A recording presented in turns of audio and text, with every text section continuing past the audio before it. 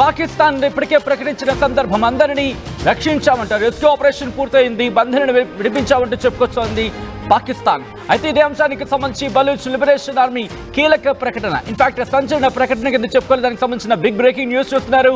పాక్ ఆర్మీతో యుద్ధం ఆగలేదంటోంది Baloch liberation army.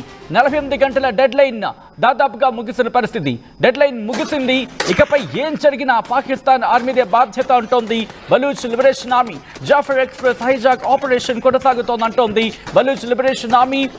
100 మందికి పైగా పాకిస్తాన్ సైనికులను చంపేశామంటోంది బిఎల్ఏ. కానీ పాకిస్తాన్ 4 చనిపోయారని తప్పుడు ప్రకటన చేస్తోందంటూ కూడా చెప్పడం జరుగుతోంది. బలూచ్ లిబరేషన్ ఆర్మీ పాకిస్తాన్ సైన్యం చేసిన వాదనను తీవ్రంగా ఖండించింది బిఎల్ఏ. పాకిస్తాన్ మిలిటరీతో భీకర పోరాటం కొనసాగుతోందంటూ ప్రకటించింది. పెద్ద ఎత్తున పాకిస్తాన్ సైనికులని చంపామంటూ ప్రకటించింది బలూచ్ లిబరేషన్ ఆర్మీ. ఖైదీల మార్పిడి ప్రతిపాదనను పాకిస్తాన్ తిరస్కరించిందంటూ సంచలన వ్యాఖ్యలు చేసింది బలూచ్ లిబరేషన్ ఆర్మీ.